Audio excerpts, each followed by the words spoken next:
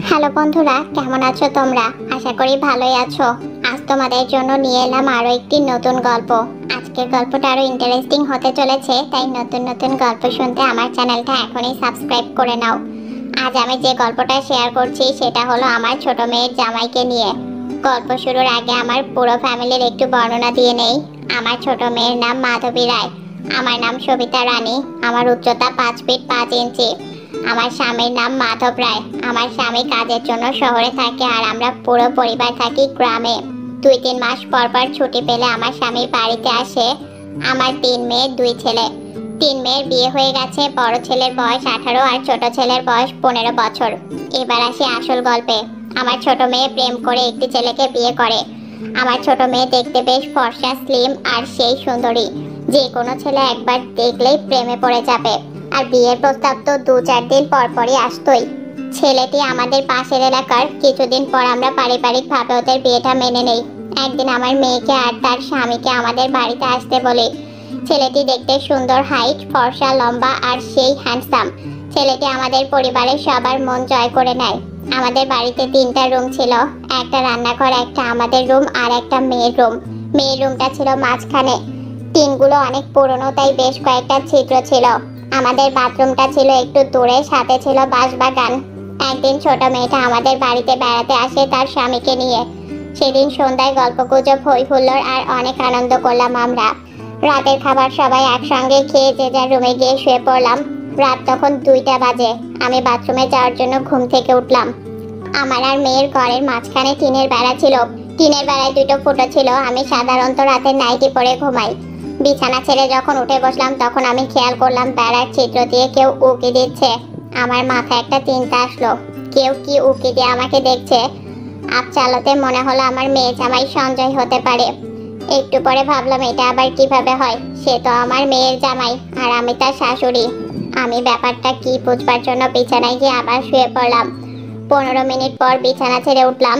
দেখলাম আমার ওঠার শব্দ পেয়ে টিনের ফোঁটায় কে জানি চোখ রাখলো। আমার আর বুঝতে বাকি রইল না কে সে। আমি তার দিকে একটু ঘুরে বসলাম। আমি বুঝে গেলাম লোকটা আর কেউ নয়, আমার ছোট মেয়ের জামাই। আমার টিনের ফুটো দিয়ে দেখছে। সঞ্জয় হলো আমার মেয়ের জামাইয়ের নাম। আমার খুব রাগ হলো সঞ্জয়ের উপর। সে আমার জামাই হয়ে ফুটো দিয়ে আমায় লুকিয়ে লুকিয়ে দেখছে। ওই রাতে আমি আর কিছু না বলে ঘুমিয়ে পড়লাম। তারপরের দিন দুপুরে আমি স্নান করতে গেলাম। আমাদের গোসলখানাটা ছিল একটু খোলামেলা, এই জন্য আমরা স্নান ঘরে, রান্নাঘরে কাপড় চেঞ্জ করি। আমার মেয়ের রুম আর রান্নাঘর একসাথে লাগানো ছিল। রান্নাঘরের 3 দিক দিয়ে বেড়া ছিল আর মাঝখানে মেয়ের রুমের বেড়া। একটা ফুটো ছিল রান্নাঘরের বেড়ায়। আমি যখন স্নান করে রান্নাঘরে যাই আমি খেয়াল করি কালকে রাতের মতো সঞ্জয় আমাকে আবারও লুকিয়ে দেখছে।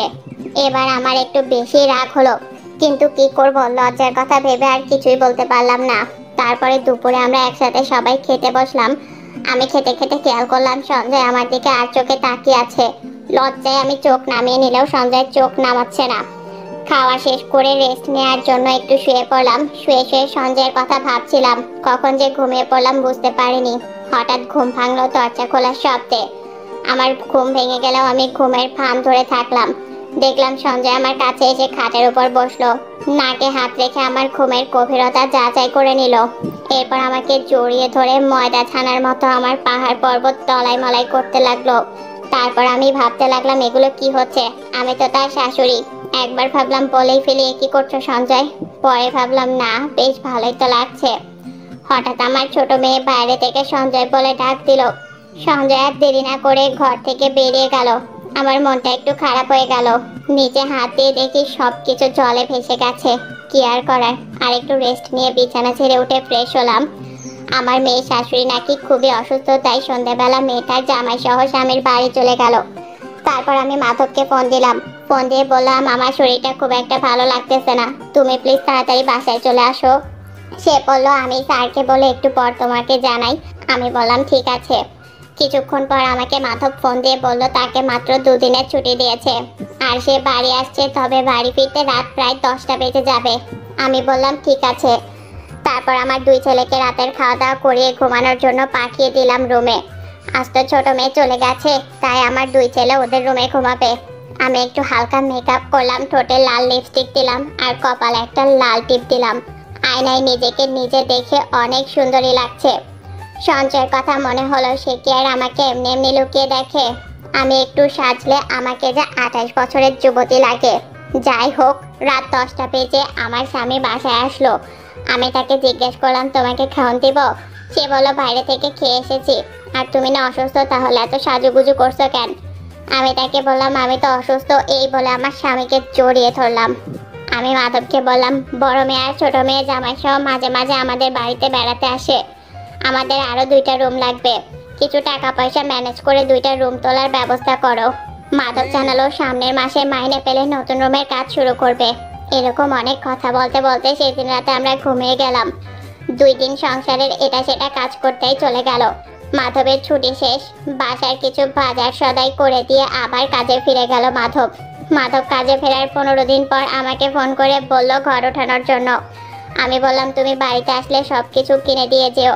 আমার স্বামী বলল, আচ্ছা ঠিক আছে। আমি আমার ছোট মেয়ে মাধবীকে ফোন দিয়ে আমাদের বাড়িতে চলে আসতে বললাম। বন্ধুরা, আমার বড় মেয়ের কথা তোমাদের সাথে শেয়ার করাই হয়নি। আমার বড় মেয়ের নাম বিথি রায়। তার 1 ছেলে 1 মেয়ে। মেয়ে বড় ছেলে ছোট, বিথি লম্বায় 5 ফিট 2 ইঞ্চি, গায়ের রং ফর্সা, চিকন কোমর, চোখ দুটো কাজল কালো আর বেশ সুন্দর। আমার স্বামী তার বড় মেয়েকে খুব ভালোবাসে। যাই হোক, পরের দিন সকালে ছোট মেয়েও তার জামাই চলে এলো আমাদের বাড়িতে। আমি ওদের জন্য রান্না বান্না করলাম। আমি দুপুরে স্নান করতে গেলাম, তখন মেয়ের রুম ছোট জামাইকে দেখেছি। আমি গোসল করে রান্না করে আসলাম, দেখলাম টিনের ফুটো দিয়ে জামাই আবার তাকিয়ে আছে। কিছু না বলে আমি রুমে চলে গেলাম। এরপর সবাই দুপুর একসাথে খেয়ে নিলাম। রাতে সবাই একসাথে বসে টিভি দেখছিলাম। রাতের খাওয়া দাওয়া শেষ করে শুয়ে পড়লাম ঘরে হালকা ডিম লাইট লাগিয়ে। আমি রাত 12টা বাজে মেয়ের রুম থেকে শব্দ পেয়ে উঠলাম। পা টিপি টিপি গিয়ে ফুটোতে চোখ রাখলাম, যা দেখলাম তাতে আমার চোখ যেন কপালে উঠে গেল। আমি ওঠার সাথে সাথে মেয়ের ঘরের শব্দ আর পেলাম না। তার মানে বুঝলাম সঞ্জয় আমার ঘুম থেকে ওঠা বুঝতে পেরেছে। আমি রুমের লাইট বন্ধ করে দিলাম। 20 মিনিট পর আস্তে আস্তে আবার উঠলাম। ফ্রিজ খুলে একটু ঠান্ডা পানি খেয়ে মেয়ের রুমে চোখ রাখলাম। হঠাৎ সঞ্জয় পেছন থেকে বলল, শাশুড়ি আম্মা, আপনি এখানে কি করছেন? আমি চমকে উঠে বললাম, কিছু না। সঞ্জয় বলল, আমি সব দেখেছি, আর আপনাকে ভনিতা করতে হবে না। আমি বললাম, কিসের ভনিতা? তুমিও তো লুকিয়ে লুকিয়ে আমাকে দেখো। যাই হোক, কথায় কথায় সঞ্জয়ের সাথে আমি ফ্রি হয়ে গেলাম। এরপর আমি সঞ্জয়কে বললাম, তুমি যখন একা থাকবে তখন আমাকে আম্মা বলে ডাকবে না, আর আপনিও বলবে না, আমাকে তুই করে ডাকবে। এরপর সঞ্জয়কে শুভরাত্রি দিয়ে আমি রুমে গেলাম। রাতে কিছুতেই আর ঘুম আসছিল না। অনেক কিছু ভাবতে ভাবতে শেষ রাতে একটু মনে হয় ঘুমিয়ে পড়েছি। সকালে ঘুম থেকে উঠে ফ্রেশ হলাম। আজকে আমার ছোট মেয়ে নাস্তা বানিয়েছে। টেবিলে বসে সবাই একসাথে নাস্তা সেরে নিলাম। বন্ধুরা, আজকের মতো এই পর্যন্ত।